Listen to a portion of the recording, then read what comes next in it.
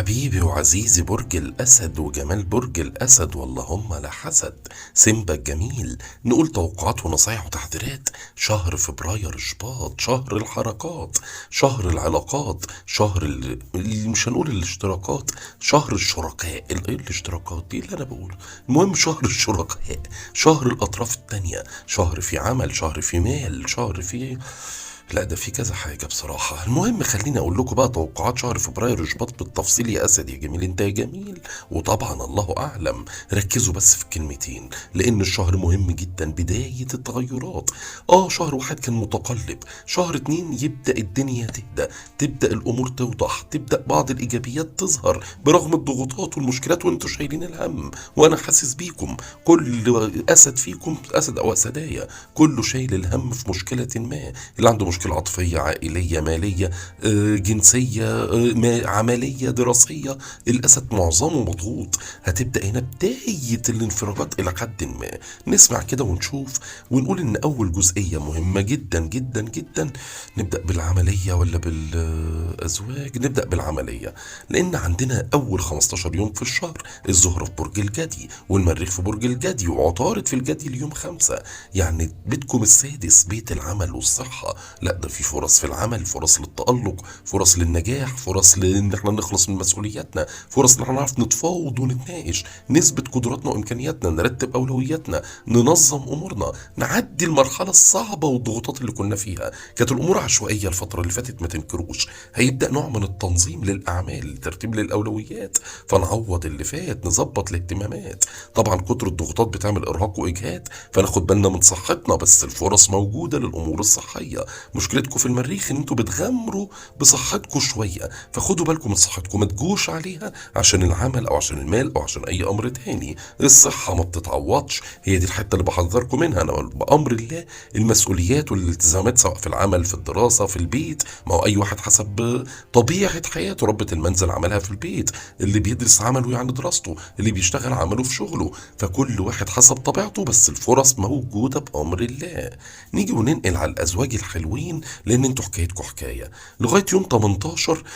يعني عايز اقول لكم ساقع وسخن في نفس الوقت. اول 5 ايام في الشهر ممكن تبقوا مضغوطين شو. اكتبوا التواريخ اللي بقولها دي عشان مهمه جدا، ولازم تتابعوا التوقعات اليوميه والاسبوعيه اللي بتنزل على جروب عم مجوار بتاع ابراج وعلى الصفحه وعلى اليوتيوب عشان تعرفوا التفاصيل. يا جميل انت يا جميل. المهم نقول ان لغايه يوم 18 قلنا ليه الدنيا ملخبطه. اول 5 ايام الشمس في برج الدلو مستفرده بيكم في بيتكم السابع، بيت الشراكه، بيت الازواج، بيت التحالفات، بيت التعاون، بيت الشركاء، شركاء العمل، المال، العاطفه. ما بين ان في نشاط في شراكات جديده، شراكه عمليه، شراكه ماليه، شراكه عاطفيه، شراكه تؤدي لزواج، خطط لزواج، تجهيز لزواج. في نشاط في الحته دي، بس في ضغوطات على الازواج، خلافات ما بين الازواج، مشكلات وعند وجدال، تسرع في القرارات او في التصرفات او في ردود الافعال، وده بيعمل خلافات وعند وجدال. فنهدى شويه يا ازواج وناخد بالنا في اول 5 ايام. نبدا من يوم 5 عطارد يدخل الدلو، تبدا الامور تبقى فيها الطف، يبدا التفاهم، التعاون، النقاش سواء ما بين الازواج او شركاء العمل او المال اللي حصل بينهم خلافات في اول 5 ايام.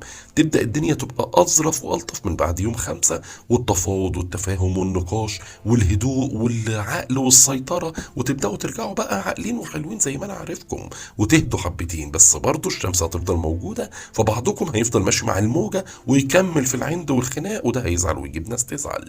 بس من يوم 16 ابشركم بامر الله الزهره هيجي في برج الدلو، فتبدا الدنيا تبقى الفرص فيها افضل، سواء في زواج او في شراكه جديده او في حل خلافات او في رجوع منفصلين او متطلقين او رجوع شركاء مال وعمل. تبدا الدنيا فرصها تبقى حلوه، ويجي لكم فلوس من وراها، يجي لكم مكسب من وراها، من وراء اطراف تانية في حياتكم. المريخ هيدي دفعه للازواج من يوم 13، والعلاقه الجنسيه تبقى ولا اروع ولا اجمل من يوم 13 لاخر الشهر ما بين الازواج.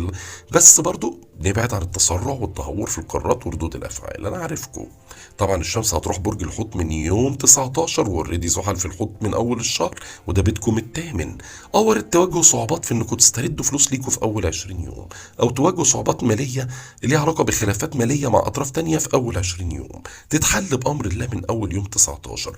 يبدا عندكم طاقه تطالبوا باموالكم وتستردوها، تسددوا اللي عليكم، تتناقشوا بشكل افضل في الامور الماليه. ممكن يجي لكم دعم مالي في اخر 10 ايام من اب، من ام، من اخ، من اخت، من زوج، من زوجه، من ابناء، من قرض، من جمعيه. ده وارد، بس برضه وارد يبقى عليكم التزامات ماليه، خلافات ماليه والفلوس غيرت النفوس، مشكله قانونيه او قضائيه، وخدوا بالكم طول الشهر في الامور القانونيه والقضائيه. بس الامور الماليه اللي مع اطراف تانية برغم صعوباتها بس في الاخر نتائجها ايجابيه، ويبقى معاكم قرشين حلوين بامر الله ليهم علاقه بطرف تاني، او تستردوا فلوس ليكم.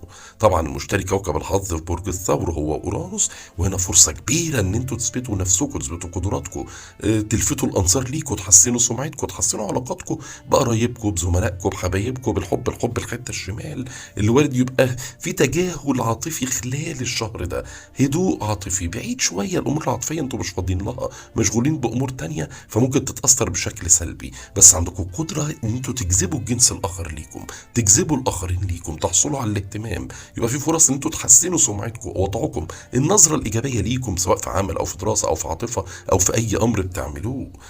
اوفر اول الشهر ما بين ان هو مضغوط بس في فرص ايجابيه في اكتر من جزئيه، والتفاصيل انت وهو وهي هتلاقوها في التوقعات اليوميه والاسبوعيه. وبامر الله تكون سعيد، ومن عم جوهر تستفيد، والله اعلم.